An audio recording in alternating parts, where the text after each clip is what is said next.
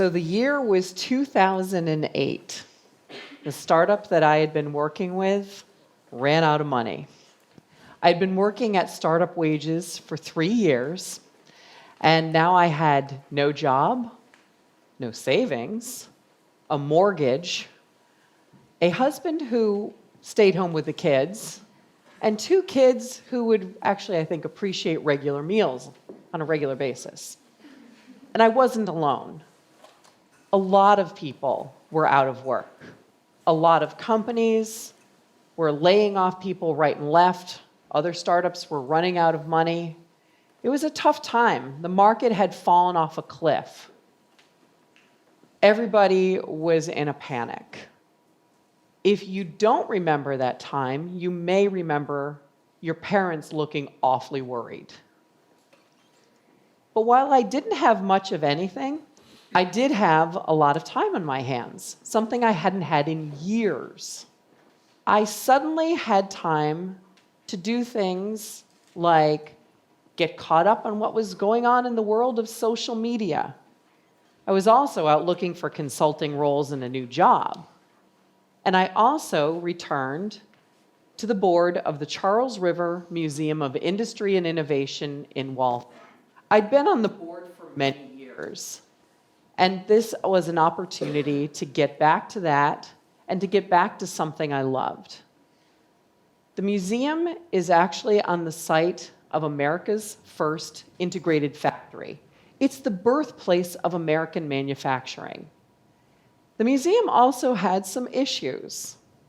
It was small. It was super hard to find. It was set back off the main street in Waltham. If you were going to visit this place, you would park behind the movie theater, walk across a footbridge over the river, and go down a side path until you could enter the museum underneath the smokestack. If you didn't know it was there, you were going to have a super tough time finding it. And that was what the museum needed. It needed people to find it. It needed people to walk through the door, pay an admission fee, maybe buy a membership, make a donation. It also needed people to book the ballroom for events. I tend to think of the museum as Waltham's bar mitzvah capital. If you think about this, pretend you're a 13-year-old boy, and your option for the biggest party you've ever had in your entire life is a hotel ballroom or a place with super cool machinery where your friends could potentially come to grave bodily harm. Clear winner.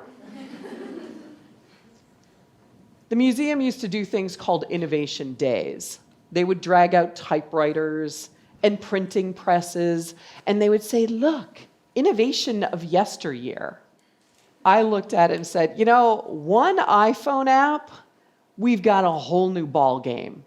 We've got a whole new audience that wants to see new innovation and new technology. So I went looking around, and instead of innovation days, I had innovation nights. InnovationNights.com to be exact. I had a friend who created a website for me, and I sent out a single tweet. I will launch your new product for you for free. I had an idea. We're calling it crowd promoting.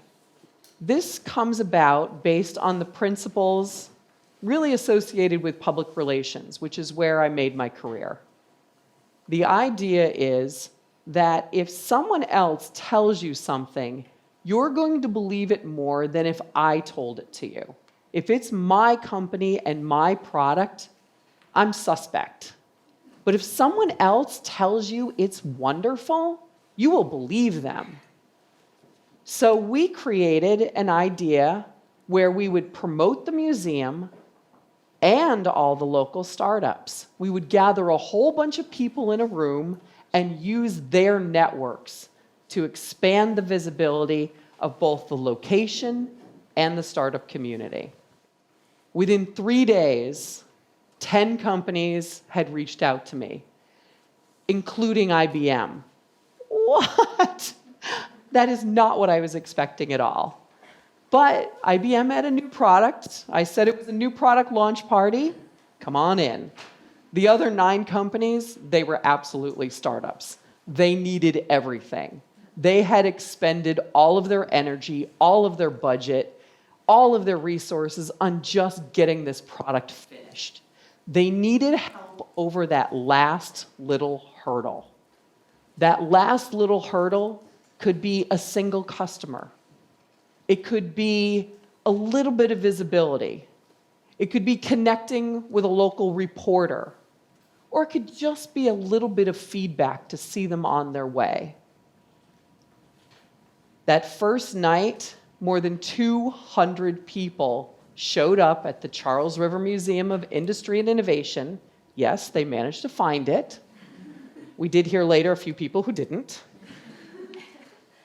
And those 200 people listened to me when I said, if you see something cool, blog about it, tweet about it, take a picture, take a video, post it online. And if you're not into social media, remember this was 2009 by this point, it's okay. You can just tell somebody what you saw. And those people listened to me. In that single night, we generated hundreds of posts about those startup companies. I was also telling the audience that there was something in it for them. We make these companies famous, we make them more visible, we make those products winners, and we all win. Those companies will grow, and they will hire people. This was the start of something. It was the start of a community. It was more than just social media. It was people coming together and making real connections. One person that night, at least one that I know of, got a job. And this was in one of the worst markets in recent history. Other people were able to connect with IBM and the IBM team for important business connections. We also had one company that didn't connect with investors. They connected with mentors. And those mentors showed them how they could scale their company without getting outside investment. That allowed them to retain all the equity for their team. And when they sold that company 5 years later, that company had 600,000 users. Believe me, they were happy they kept their equity. For me, this was a demonstration of how people in the same room could have an impact on our local community. That experiment that night celebrated its 10th anniversary just last week. In 10 years, if you do the math, 10 times 10 years, 1,200 new products were launched with our crowd promoting process. Those companies have collected more than $3 billion, that's billion with a B, in collective funding. Every single month, we generate literally millions of views with our crowd promoting process. There's something to that longevity that is unique, and it comes about because of the crowd promoting aspect of what we were doing. Everybody benefits with Mass Innovation Nights, and everybody benefits with crowd promoting. The startups were all connecting with customers and partners and investors and the media. The social media people were benefiting too. They were getting incredible content that they could put out into their channel. The hosts benefited. At first, it was the Charles River Museum of Industry and Innovation, but the next year we started moving around every month. We were hosted by universities, we were hosted by other organizations, we were hosted by large corporations. Those companies looked at it as an awesome recruiting opportunity. They would open up their beautiful offices and we would come sailing in, And I remember looking around and seeing a lot of job seekers at those events as well. They would look around and go, yeah, I could imagine myself working here. The community overall benefited too. We did one event a month. Our weekly newsletter is a community calendar that contains dozens of events. We're helping to promote other events at the same time we're promoting our own.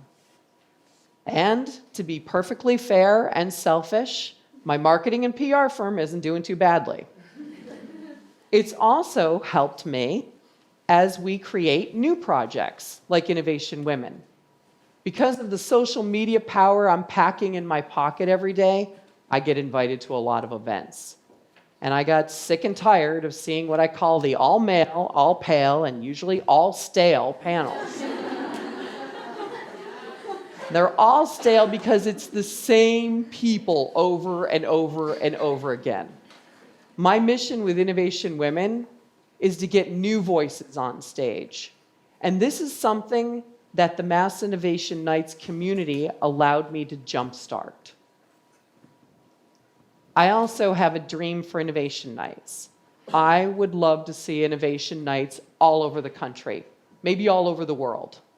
I would love it if local people supported their local entrepreneurs the way that we've been supporting Boston for the last 10 years. We've been invited to go to other cities many times, and quite frankly, I don't have the credibility there. I cannot parachute into another city. We need to have people who are passionate about the startup community take on their own community and help support their local entrepreneurs. If you are interested in crowd promoting, just a few tips. Number one, while it reaps wonderful benefits for you in your career to do something like this, think about the greater good. You need to think about the credibility you have and how it helps support the community at large. You also have to create something where everybody wins. If one group is taking and another group is always giving, that grows old really fast. Everybody has to win to make this sustainable. And while social media was helping us spread the word far and wide, it's really about the people. It's the connections that you make with other people when you're face to face with them.